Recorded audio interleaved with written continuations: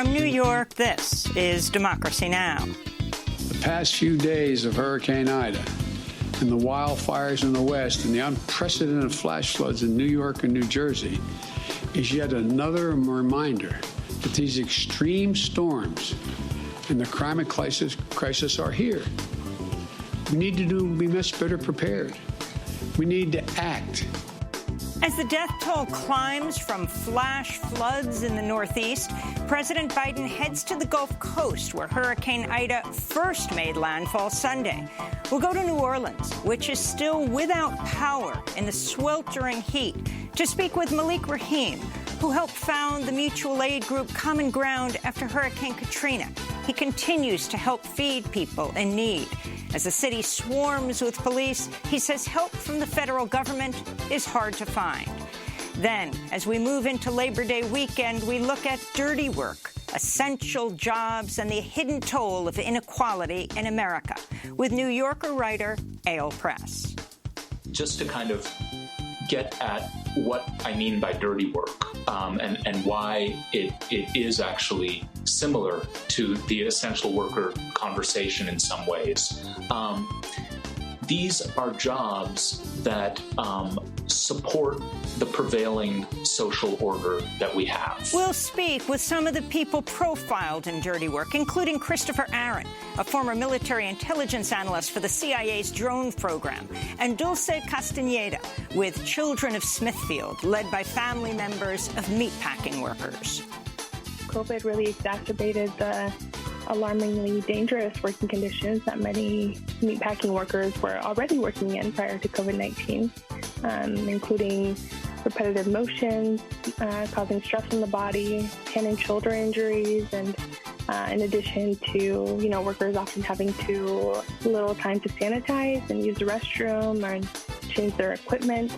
All that and more coming up.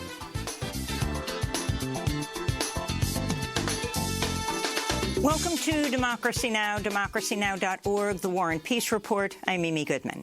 The death toll from unprecedented flooding in the northeastern U.S. has risen to 46 after the remnants of Hurricane Ida left a trail of destruction from Pennsylvania to Massachusetts. Much of Philadelphia's Vine Street Expressway completely flooded, resembling a canal running through the city center. Here in New York, the bodies of at least 11 people were found in flooded basement apartments. A growing number of poor and working-class people, many of them immigrants, have been forced into illegal basement dwellings due to a shortage of affordable housing.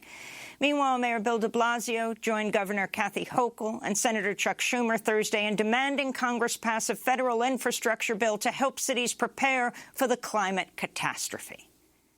What we've got to recognize is the suddenness, the brutality of storms now. It is different. A record set 2 weeks ago, another record set now, rainfall like we haven't seen ever before.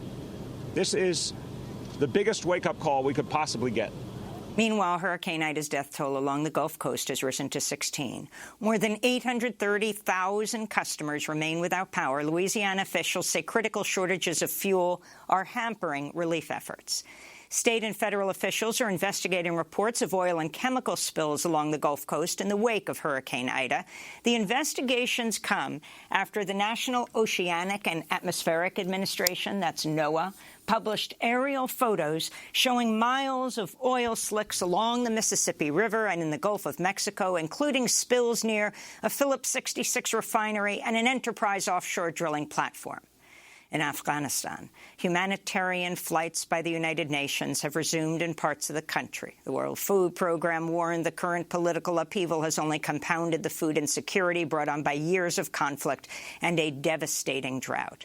Some 14 million people, or one-third of the population, face acute food insecurity, and half of all children under age 5 suffer from malnutrition.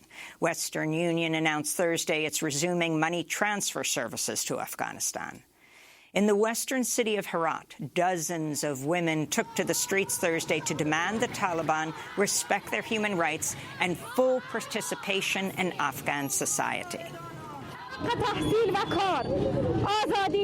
We demand the right of education, employment, freedom, security, and also presence in public forums, social activities, politics. We have to take place in political, social, and public fields. We have fought for these important rights for years. Meanwhile, intensifying fighting between rebel Afghan forces and the Taliban in Panjshir province, located north of Kabul, has reportedly resulted in casualties on both sides. This comes as the Taliban is poised to announce the formation of a new government in Kabul, with Reuters reporting recently returned Taliban co-founder Mullah Baradar will be its leader. Japanese Prime Minister Yoshihide Suga said Friday he will not seek re-election and will resign September 30th, less than a year after he took office. Suga has faced widespread criticism over his mishandling of Japan's coronavirus response and for pushing ahead with the Olympic and Paralympic Games despite surging COVID-19 numbers. Japan continues to report about 20,000 daily cases, and its overburdened hospitals are turning away thousands of patients each day. In the United States, COVID-19 deaths are continuing to rise rapidly, with nearly 3,000 deaths reported on Thursday. In Florida, which recorded a pandemic high death toll in August, hospitals report more than 90% of all ICU beds are occupied, with significant shortages of oxygen. Meanwhile, NBC News reports at least 15 million COVID-19 vaccine doses across the U.S. have gone to waste, representing about 3% of all doses delivered. Democrats say they're preparing to fight against Texas's new law essentially banning abortions after the Supreme Court refused to halt it. House Speaker Nancy Pelosi said the House will hold a vote this month on the Women's Health Protection Act, which could help protect abortion rights. But the legislation is unlikely to receive a 60-vote filibuster-proof majority in the evenly divided Senate. President Biden slammed the unconstitutional chaos unleashed by the Texas abortion ban, vowing to deploy a, quote, whole-of-government effort to respond to the attack on Roe v. Wade. Meanwhile, in Texas, abortion providers say they're having to turn away distraught patients, many of whom will now have to leave the state if they can afford it in order to access abortions. Pandemic-related unemployment benefits are set to expire this Labor Day weekend for millions of people across the U.S., even as many states endure their worst outbreaks of the pandemic. About 3.3 million people who've exhausted state unemployment assistance will lose their pandemic emergency benefits. Also expiring is a program that provided aid to about 4.2 million jobless gig economy and self-employed workers. Nearly 3 million unemployed people will lose an extra $300 weekly benefit. The cutoff comes after the Biden administration repeatedly declined to ask the Democratic-controlled Congress to extend unemployment benefits. West Virginia Senator Joe Manchin called on fellow Democrats Thursday to pause plans for the $3.5 trillion spending bill, citing the bill's price tag and the risk of inflation. The measure would create millions of well-paid union jobs and a civilian climate corps to combat the climate crisis. It would also expand Medicare, extend the child tax credit, and would provide funds for universal pre-K and tuition-free community college. The bill is unlikely to pass without Manchin's support in the Senate, where Democrats have a razor-thin majority. Arizona Democratic Senator Kyrsten Sinema has also said she wants a smaller package. New York Congresswoman Alexandria Ocasio-Cortez tweeted in response, quote, Manchin has weekly huddles with Exxon and is one of many senators who gives lobbyists their pen to write so-called bipartisan fossil fuel bills. It's killing people. Our people, at least 12 last night, sick of this bipartisan corruption that masquerades as clear-eyed moderation, Ocasio-Cortez tweeted. The Environmental Protection Agency warns in a new report the climate crisis will impact communities of color the hardest. The EPA found Black Americans are 40% more likely to live in areas where extreme temperatures will drive up deaths, especially if the world warms by 2 degrees Celsius. On Thursday, President Biden said Hurricane Ida and western wildfires were yet another reminder that the climate crisis has arrived. But during the same speech, Biden said his Energy Department is authorizing the release of 1.5 million barrels from the Strategic Petroleum Reserve to combat fuel shortages in Louisiana following Hurricane Ida. That's why we're not waiting to assess the full impact of the storm is going to have on oil production and refineries. We're moving already, quickly, to increase the availability of gas and easing the pressure on gas prices around the country. President Biden's traveling to Louisiana today to tour damage from Hurricane Ida. A federal judge has ruled against the U.S. government's practice of blocking asylum seekers from applying for refuge at the U.S.-Mexico border. The policy, known as metering, was first enforced by the Obama administration. It caps the number of people who can seek asylum at ports of entry and cross into the U.S. while their claims make it through the courts. President Trump later expanded metering across the southern border, forcing thousands of asylum seekers who were placed on long waiting lists to remain in Mexican border cities for months, where they face the threat of kidnapping, sexual assault, and murder. Lawyer Stephen Medlock, who argued the case on behalf of asylum seekers, said in a statement, quote, "The very government officials that should have been welcoming and assisting victims of persecution and torture were told to turn them away from the United States. The district court found that to be unequivocally illegal," Medlock said. In Georgia, a former district attorney has been indicted on misconduct charges for her role in interfering in the murder investigation of Ahmaud Arbery, the 25-year-old black man who was chased down and shot to death while out for a jog last year. A grand jury is accusing former prosecutor Jackie Johnson of covering up for the 3 white men involved in Arbery's killing and shielding them from criminal charges. Johnson had previously worked with one of the men, Greg McMichael, who's a former police officer. Johnson asked police officers not to arrest McMichael's son, Travis. The father and son, as well as their friend William Bryan, are facing numerous charges in Georgia, including felony murder. In the occupied Gaza Strip, Israeli soldiers killed a Palestinian man during a protest Thursday at the separation barrier. At least 15 others were wounded, including a child. Gazans have been holding nightly demonstrations against the Israeli blockade and the ongoing violation of their human rights. And in El Salvador, hundreds of people took to the streets of the capital, San Salvador, earlier this week, protesting the adoption of Bitcoin as an official currency, making El Salvador the first nation in the world to do so. The law, spearheaded by President Nayib Bukele, takes effect next week. Critics warn of drastic fluctuations in cryptocurrency's value and say Bitcoin is often used for money laundering. Opponents also worry about the economic impacts on poorer communities, many of which don't have access to bank accounts or smartphones. This is a Salvadoran union leader. The technology implemented for the use of this coin is still very expensive for Salvadorians, especially our older adults. It's high-end technology that's needed to handle this virtual currency. And those are some of the headlines. This is Democracy Now!, democracynow.org, The War and Peace Report. I'm Amy Goodman. The death toll from the remnants of Hurricane Ida that led to flash floods and tornadoes in the northeastern United States has now topped 46. In a speech Thursday, President Biden addressed the natural disasters across the United States. The people of Louisiana and Mississippi are resilient and resourceful. We're going to stand with you for as long as it takes to recover and allow you to rebuild.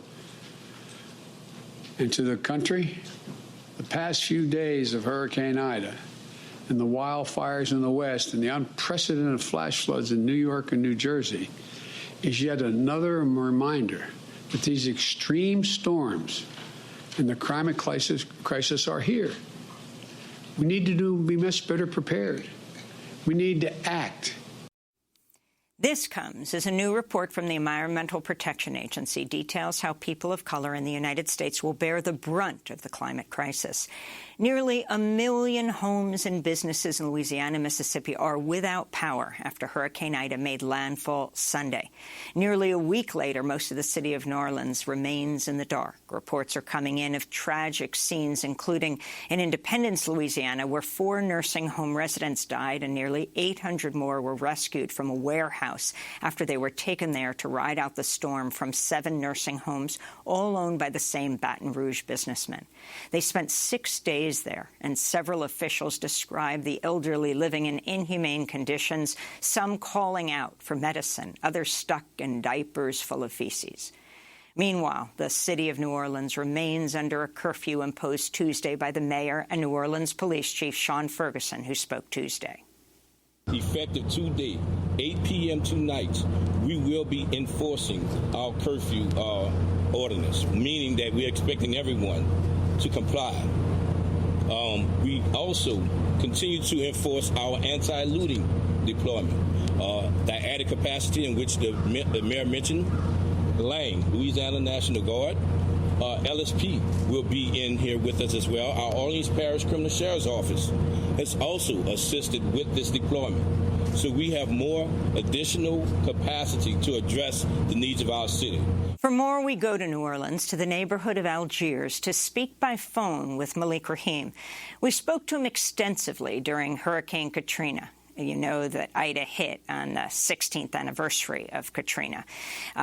We spoke to him during Katrina, its aftermath, when he co-founded the Common Ground Collective, which helped bring thousands of people from all over the world to assist in the rebuilding of the city. He's also one of the founders of the Louisiana chapter of the Black Panther Party. In 2008, he was a congressional candidate for the Green Party. Malik, welcome back to Democracy Now! It's great to have you with us. I spent a lot of time with you walking through Algiers. Now you are there, continuing to help people. But talk about who isn't there and just the condition of where you are right now. Well, first of all, Amy, I'm honored once again to be able to do an interview with you. I'm in Algiers. Can you hear me? We hear you perfectly. And I want to tell our audience we didn't want to bring Malik on Skype and use anything that would require more energy because of the complete power outage in New Orleans. So thank you, Malik, for joining us by phone. All right. But again, it's an honor to be on your show. But before I go any further, first I got to give praise to my Lord and Savior, Christ Jesus, and to the God of Abraham. From there, Amy, I'm going to tell you, if this is deja vu, if this is truly deja vu, and by that I mean it's happening again, same day, then that means in less than a month, we have another hurricane coming here. This is not nothing new. This happened in Lake Charles.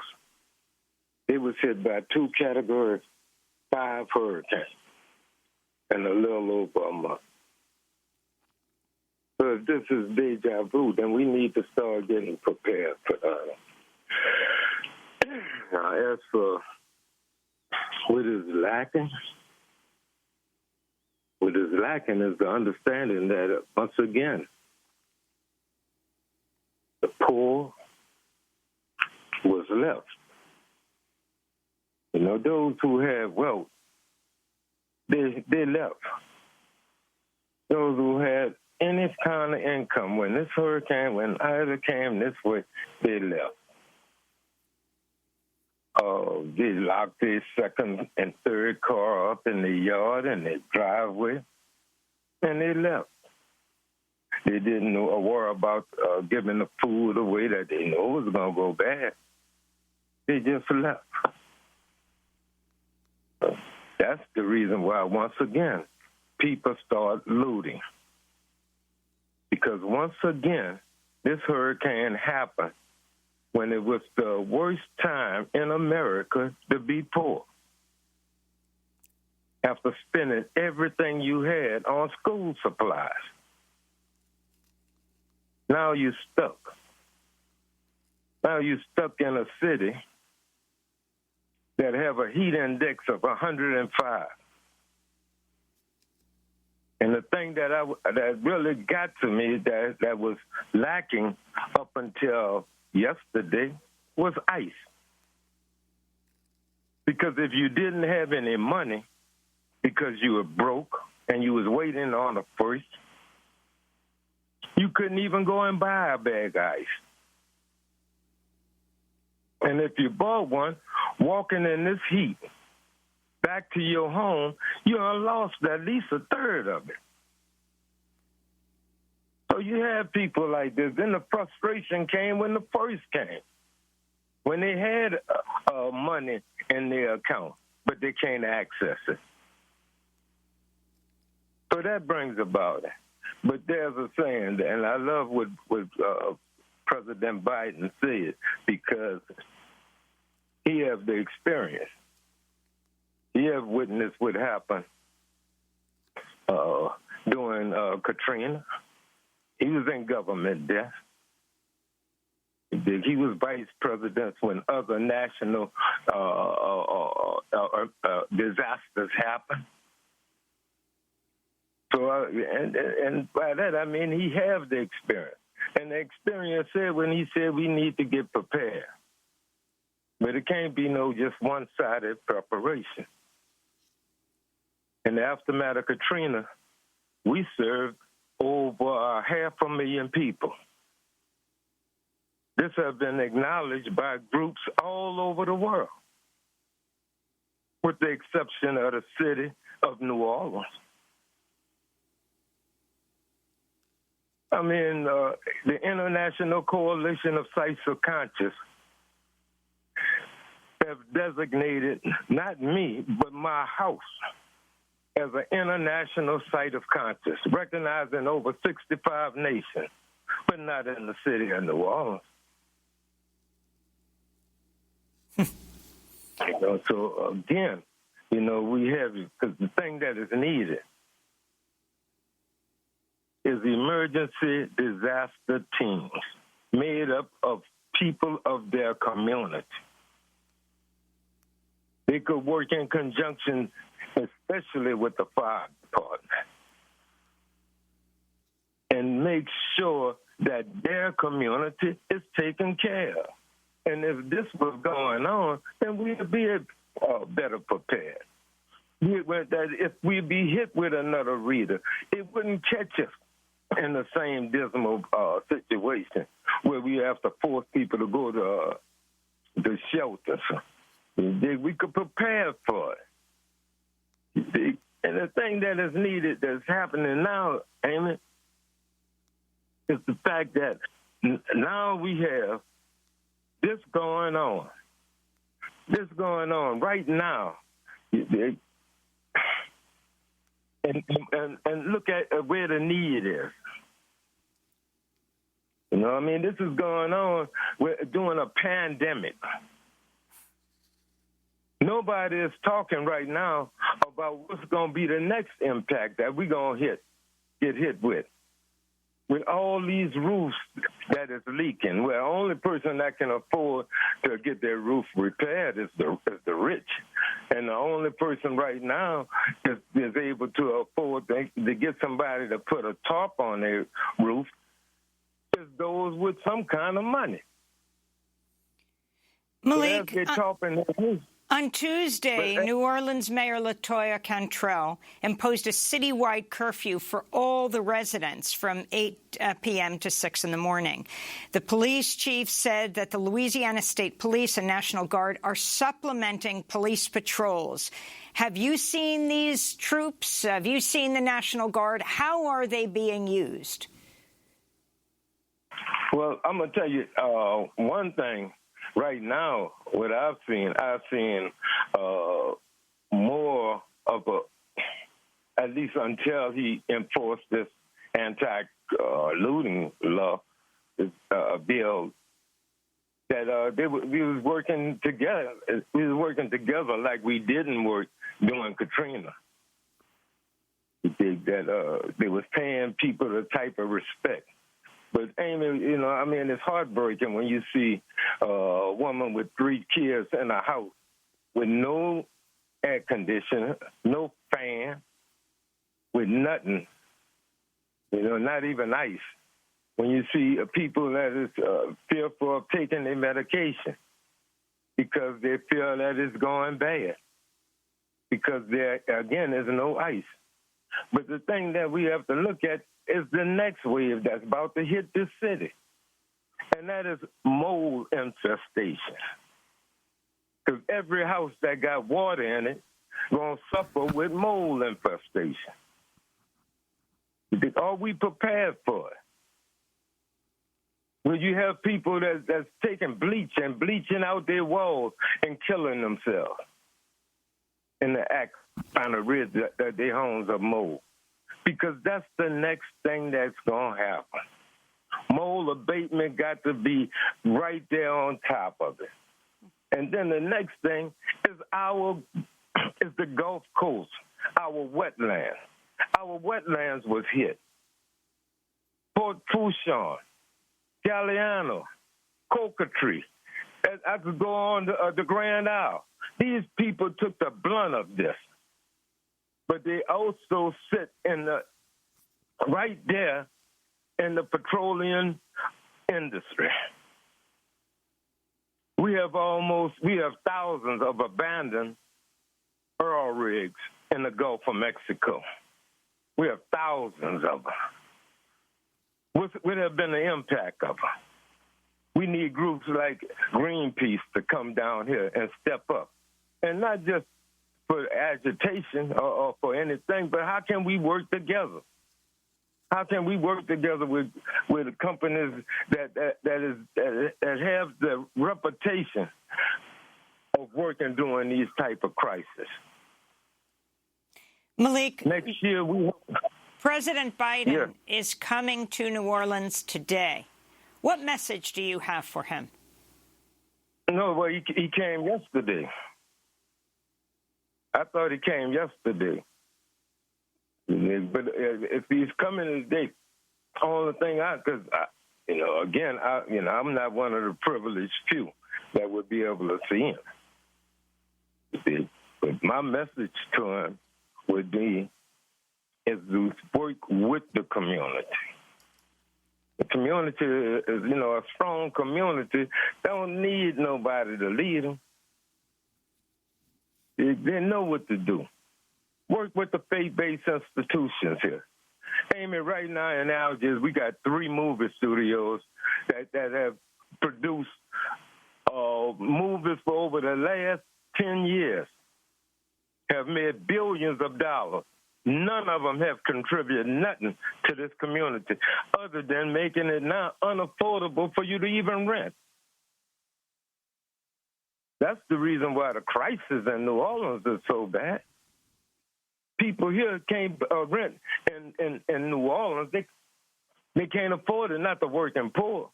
They're already making half of what the average white family here making. And now they can't afford it. Every time there's a lot that's empty, you see a house, a big, beautiful home built in there. But nobody's helping the poor families and trying to keep it. Hey, man, listen, for over 12 years, I've been living in this house without water. I haven't done no repairs. My garage is just about done fell down. So the need is, and I'm going to tell you, if something that isn't happening, don't happen. Because we are reorganizing Common Ground with the assistance of mutual aid and other form of common grounders. Maybe they cannot come down, but they know what is needed to help us. We're looking for Tyvek suits. We're looking for respirators.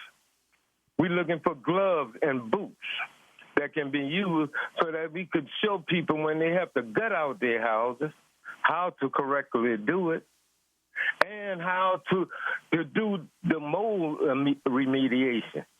But then at the same time, we got to look at that Gulf.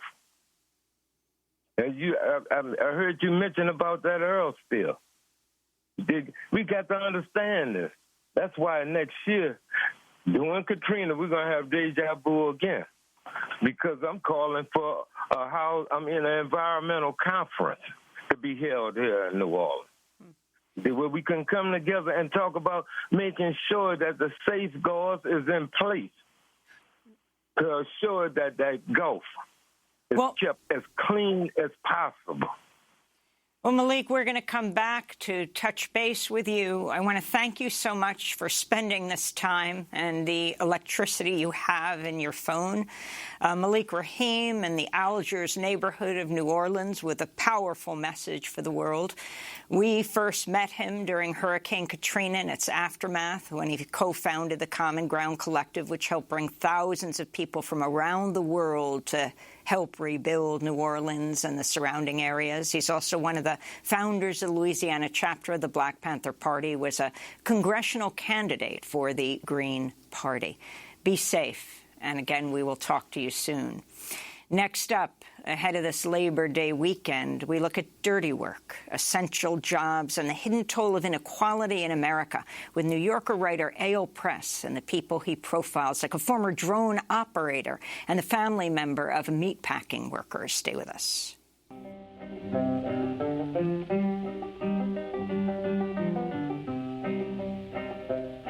Come all of you good workers, good news to you I'll tell of how the good old Union has come in here to dwell. Which side are you on? Which side are you on? My daddy was a miner and I'm a miner's son, and I'll stick with the Union till every battle's won. Which side are you on? Which side are you on? They say in Harlan County there are no neutrals there. You'll either be a Union man or a thug for J.H. Blair. Which side are you on? Performed by Pete Seeger. This is Democracy Now!, democracynow.org, The War and Peace Report. I'm Amy Goodman. This Monday is Labor Day. Today we spend the rest of the hour looking at dirty work, essential jobs, and the hidden toll of inequality in America. It's the title of a new book by New Yorker writer A.O. Press. He profiles workers like prison guards and oil workers, and two people we'll speak to in a minute, a drone operator and the daughter of poultry plant workers. We begin with A.O. Press, who also has a new opinion piece in the New York Times headlined, "America Runs on Dirty Work and Moral Inequality." A.O. is joining us from Buffalo, New York. A.O., welcome back to Democracy Now! You begin your book, A.O., with a quote from the great writer James Baldwin, who said, "The powerless must do their own dirty work. The powerful have it done for them." Talk about what that means and what you mean by dirty work. So I don't mean the common colloquial expression, which I think leads people to just think of, say, garbage truck workers who do something that's physically dirty. Dirty work in my book means unethical activity that society depends on and tacitly condones, but doesn't want to hear too much. So it is work that's sort of in the shadows. If we think of the work of conducting targeted assassinations in the drone program, or the work of running the mental health wards in America's jails and prisons, which, by the way, are the largest mental health institutions in this country, or the work of manning the kill floors in industrial slaughterhouses. All of those things, I argue in the book, are pretty essential to our existing social order, to the American way of life. You really can't imagine fast food, the American industrial food system, without the slaughterhouses I write about. You can't imagine the never-ending wars without the drone program. But we very rarely hear from, this work is largely hidden, and we rarely hear from the people on the front lines who are delegated to do it. And to go back to the Baldwin quote, the book is about inequality, because the powerful and the privileged really don't do the dirty work in America. They not only don't do it, they don't see it.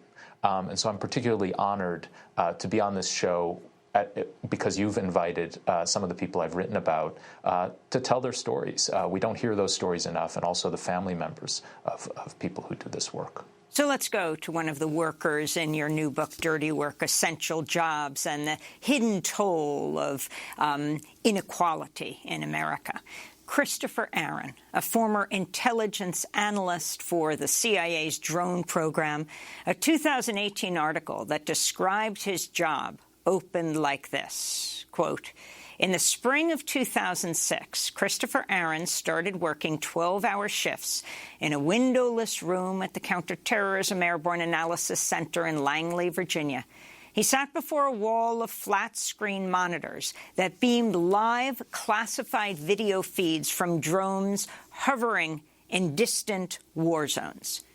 Christopher Aaron joins us now from Tucson, Arizona. Christopher, welcome to Democracy Now! Describe the work you were doing in this faraway, windowless room. Well, I mean by that, far away from your targets in Afghanistan. Yes. First of all, Amy, thank you so much for having me on the show today. If I could just take one moment, I've done this personally in the past, but I would like to take a moment now that the war is officially over to offer an apology to the people of Afghanistan from not only myself, but from the rest of our society as Americans. I think there needs to be somewhere in this dialogue a place for the human emotion of what we have all been through. And my words are wholly insufficient to do that. But if anyone is listening on the other side of the planet, we all apologize for what we have just done. My work was as an intelligence analyst. We were, as the article says, we were behind video screens. There's a lot that was classified that I can't get into. I began my career, working for another intelligence agency and then transferred over to this fusion cell at the CIA headquarters. This was my career out of college, as a product of the 9/11 generation. And I wanted to do something for my generation that I saw that mattered, where I could do some good to try to help the world. We were behind the screens for 12 hours, 3 to 4 days a week on rotating shifts, all hours of the night and day. After a few months, I had the opportunity to go to Afghanistan, and I served 2 6-month deployments, one in 2006 and then one again 2008 to 2009. And so I was able to see with my own eyes both the human toll, the resource toll of these wars, as well as the fact that the policy of dropping quote-unquote guided missiles at people from remote-controlled airplanes was not allowing us to actually win the war. So all three of those sides of things were failing, in my view. Chris, as the U.S. was pulling out of Afghanistan, and they talk about over-the-horizon capability, precisely what you're talking about, that the troops may not be there on the ground, but drone strikes. Well, in the last days of the U.S. presence in Kabul, that drone strike that killed a family of 10, 7 of them children, some under 5. Your feelings as you watch that unfold? It's just horrific to see this happening as we are withdrawing. I don't want to say this was commonplace throughout my time in the wars, but it certainly happened. For every kill that we had of a quote-unquote extremist or terrorist, it's impossible to say, but there were certainly innocent casualties the entire time. We would often see in the streets the next day, we would be going after one person with a targeted strike, and the next day we would see 2 or 3 coffins being carried through the streets. And there was just this attitude at the time amongst the military or in the intelligence community, like, well, this is the cost of war. This is what we have to do to get the terrorists, the Taliban, Al-Qaeda, et cetera. But you really start to put the pieces together and look at the cause and effect. And for example, with this drone strike just last week, it's not only the humans that were killed, but it's what about all their brothers? What about their sisters? What about their classmates in school? So whereas maybe you did successfully kill one extremist or one terrorist, you now have 5, 10, 15, 30 new ones to take their place. It's a failing policy. It's as simple as that. And as the war comes to, this chapter of this forever war comes to an end, how representative are you, in speaking to your colleagues, the other people who were in that room, if you still do, other soldiers, and the corporate media, they have vet after soldier saying, if we're pulling out now, what did we do this for? Questioning the pullout. But not so much just the critical point of that question. What did we do this for? It's a wonderful question. I began to ask myself that in 2006, and certainly after coming back again in 2008 to 2009, I saw with my own eyes that not only, of course, the wasted resources, the human toll on both sides of the fence, including the soldiers who I worked with who suffered tremendously from PTSD, which is something that I'm passionate about as well.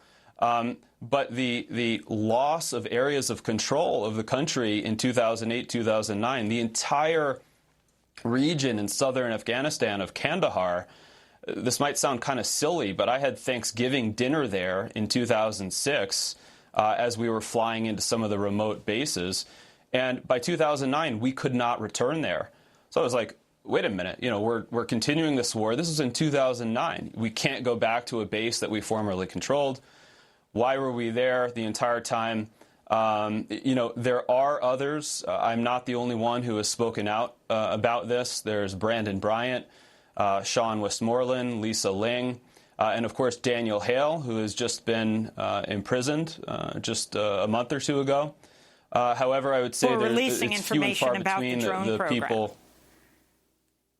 Correct. And there were one or two, pieces in there which were classified. It's something that I'm very careful about. However, that's what they got him for under the Espionage Act.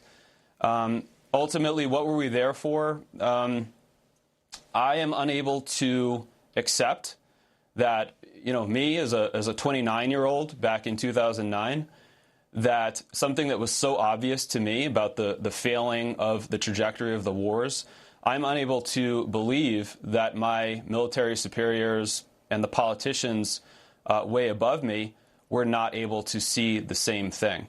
And so when faced with those sets of facts, a thinking person has to say, was there not perhaps a policy in play to keep us in a state of war for one reason or another? Do you think that PTSD, post-traumatic stress disorder, that the questioning of why you were doing this, the apology you made at the beginning of this conversation, contributes to the horror you experience afterwards? It does, I know, for me. And not only for me, for a lot of other people who I'm in touch with through veterans retreats. And to be fully upfront, again, to state it for the record, I am not technically a veteran. I was a DOD civilian. So it's a question of where your paycheck comes from. DOD civilian with a gun in a war zone, working on the drone program. But anyway, I am in touch with a number of people who have suffered in this way. And it's a different kind of PTSD. There's no way that I can compare what I went through to some of the people who saw their brothers in the military blown up in front of them, or who themselves lost limbs or senses. I'm not trying to compare what we experienced to that. But at the same time, there's something that we experienced in people who volunteered for this program because we love this country. We love things that this country stands for as far as the freedoms that we have here. And then when you're faced with the reality on the ground through the video screen, that what is actually happening on the ground is not what is being reported in the mainstream media, and is not what the higher-ups in the military structure are telling us is going to win the war, you start to feel an immense sense of regret. And that's, what I spoke with Eyal about extensively, leading up to the New York Times article, is this what they call, moral injury or moral regret, and it's for real. Eyal, if you could talk about why you decided to include Chris, a drone operator for the CIA, in your profiling of essential workers. In your book, you say the truth is the drone program doesn't just serve the interests of military contractors. Talk about who it serves. Well, I think that it's so appropriate that Chris began with that moving apology, and he made it collective. He wasn't just saying he's sorry, but that he's part of a society that has chosen to fight wars this way. And that's why I focused on him and other people in the drone program. After Iraq and Afghanistan, the ground invasions, America was exhausted by those wars, disillusioned, and didn't like the cost, the price tag, both in terms of casualties and resources. And so what happened? Well, under Obama first, and then again under Trump, drones fighting from a distance without any physical risk, at least, to our side. And taking these keeping the same right to target and kill people, even in countries with which we're not formally at war, but doing it in the shadows, doing it out of sight, out of mind. And the fundamental theme of my book is that those acts are not just the military's, and they are not just Chris Aaron's, and they are not just the current people in the drone programs. They're ours. We own what the impact of that is, what the legal repercussions and the moral repercussions. And I just am struck that in the beginning of the drone program, there was so much talk about this being antiseptic and it would be like playing a video game. But then as I researched it and also looked at what the military itself has found, you have huge rates of burnout in the program, and analysts and imagery analysts and drone operators who quit or who just are mentally and emotionally and psychically distressed. Why? It's not because they evaded roadside bombs in the kind of the sense of injuries and PTSD that soldiers on the ground have had. It's because they're seeing intimately, day after day, shift after shift, violence unfolding on screens from a distance for which, in some cases, they feel responsible for things that go wrong, for things that, for a strike that happens and they're not sure who was hit. And so this term moral injury kept coming up, not just in what I was reading, but when I actually visited some bases and talked to psychiatrists on those bases. And I think that moral injury, again, doesn't belong just to the people who experience it, who are seeing what is done, but it belongs to all of us, to the society that has decided this is one of the ways we will continue fighting our wars. Finally, very quickly, Chris, were you what many called a joystick warrior?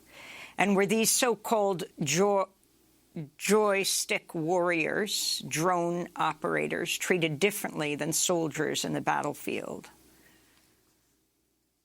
I was not a joystick operator. We communicated with them directly. There's a whole series of intelligence sources that come together to ultimately decide whether or not a strike will happen, a missile will be launched from the drone, or soldiers will go in. So where I fit in that chain was as an intelligence analyst, we essentially were providing the raw assessment as to what was happening on the ground. Are there people, so let's say we have the target who would be, let's say, the extremist inside a building that we're watching from the drone, and then the military commanders would come to us and say, are there women or children in that building as well? And based on the answers that we would give to them, sometimes a minute later, we would see a bright flash on the screen, and you're then counting how many dead bodies, in fact, do you see, after that strike. So I was not the joystick operator myself, but, that information is basically driving what the joystick operator does. Well, I want to thank you, Christopher Aaron, for joining us, former intelligence analyst for CIA's drone program. Eyal Press, please stay with us, author of Dirty Work, Essential Jobs, and the Hidden Toll of Inequality in America. We're also going to link to that piece you wrote in the New York Times. And we're going to speak after break to another person profiled in Dirty Work, Dulce Castañeda, the Children of Smithfield, led by family members of meatpacking workers. Stay with us.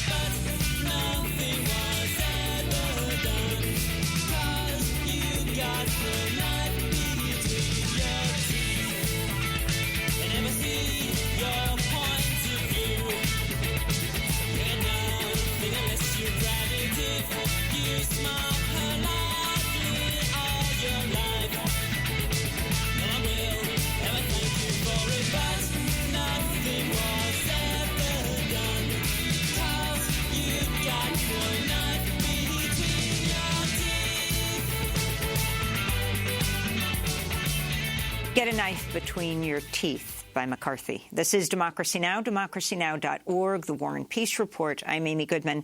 Monday is Labor Day. We're spending today's show with New York writer Eyal Press and some of the people he profiles in his new book, Dirty Work, Essential Jobs, and the Hidden Toll of Inequality in America. This Labor Day comes amidst a new surge of coronavirus cases. The virus has been deadly for so many so-called essential workers who are often low-wage workers, immigrants, and people of color. Meatpacking plants have been deadly COVID-19 hotspots. These workers and their families are profiled in a section of the book called On the Kill Floors. For more, we go to Crete, Nebraska, to speak with Dulce Castañeda, founding member of Children of Smithfield, a Nebraska-based grassroots advocacy group led by the children and family members of meatpacking workers. Still with us, Eyal Press. Dulce, welcome to Democracy Now! Can you update us on what has been the situation at meatpacking plants and how immigrant essential workers have been impacted by the pandemic, and talk about your own family? Absolutely. Thank you, Amy, for having me this morning. So to start out, I guess I'll say in April of last year of 2020, we were entering a crisis worldwide, and it was a situation in Crete, Nebraska, where we were beginning to see, a lot of our public locations beginning to close down. Schools had shut down.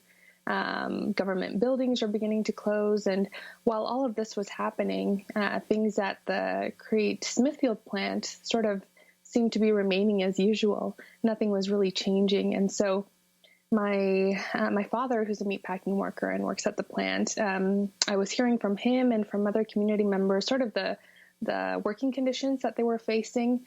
They really weren't being provided any kind of COVID-19 protections. So they were being given hairnets to wear on their faces instead of face masks. And instead of, proper social distancing or sanitizing stations, what they were being, given was instead chips or cookies at lunch to thank them for their work. And so it was a situation where they weren't receiving the protections that they needed. And so, often these workers don't have the means to advocate or the time. And so, I, as my father's daughter, and many of my colleagues who are like me were worried about the health and safety of their parents, decided to form together and speak up and speak out about the conditions that they were facing. And so that's how I got involved in this work. So talk about Nebraska. You're with Children of Smithfield, the meatpacking plant. In Nebraska, almost 7,000 COVID-19 cases were traced back to meatpacking plants, where, according to the Migration Policy Institute, 11% of the workforce is made up of undocumented people. Can you talk about the conditions in the plant that your father, that so many people faced? I mean, during the Trump years, you had Republican governor after governor standing with Trump saying they would not let the meatpacking plants close, even as we heard of the number of people sick and dying. Do you know what that number is? Unfortunately, in Nebraska, our governor decided to stop allowing health departments to release that information. So that information stopped being public in May of 2020, very early on. So, at a time where we were seeing around more than 100 cases were already reported at the Crete-Smithfield plant, and that number after that, there was a number that we could no longer trace back. And so we had aggregate data at the state level from the Department of Health and Human Services, but there was nothing traceable back to certain locations or certain facilities. And so, you would start to hear about people becoming sick or dying from word of mouth. All of a sudden, this person was missing on the line, and you didn't know why. You could make assumptions, but people began to stop showing up for work for one reason or another. How easily were family members, were the workers themselves able to get vaccines? Yeah, so they started vaccinating out at the plant in this year, I believe in March or April. So my father was fortunate enough to be able to be vaccinated out at the plant, and I know that they recently restarted vaccinating or having those available out at the facility within this last month. And just for people to understand, what's produced at Smithfield, where your dad works, and what message do you have for this country as we move into Labor Day? Sure, it's a pork processing facility. My father's worked there for more than 25 years now, and he's proud of the work that he does. He's always enjoyed his work, and he's a very hard worker. But I would say, these are the forgotten jobs, folks who we forget that they're the backbone of our local economies and our national economies. So I would say, if we really are thankful for the work that essential workers have done, especially in sustaining our societies and in such a moment of crisis, what better way to thank them than to start thinking critically about the access to different resources that they have or that they don't have, and how do we make sure that they can access them in the future. And finally, AO Press, who put together this wonderful, enlightening, painful book, Dirty Work, Essential Jobs, and the Hidden Toll of Inequality in America. What surprised you most in your research? You have 20 seconds.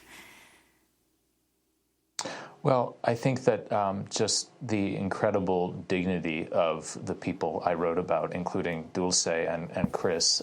It is a dark book and it is a hard book to read, but I think it's so important as we approach Labor Day, but also beyond it, to hear their voices, to know that this work is connected to all of us. We shape the conditions it takes place under. We shape the harm it causes. And so we have to think about that and own it. AO Press, author of Dirty Work, Essential Jobs, and the Hidden Toll of Inequality in America, and Dulce Castañeda with Children of Smithfield, speaking to us from Nebraska. That does it for our broadcast. Democracy Now! Produced with Renee Phelps, Mike Berkey, Nagosda, Messiah Rhodes, Nermeen Sheikh, Maria Tarasena, Tammy Warnock, Tarina Nurdura, and Sam Alcoff. Special thanks to Julie Crosby. I'm Amy Goodman. Thanks so much for joining us.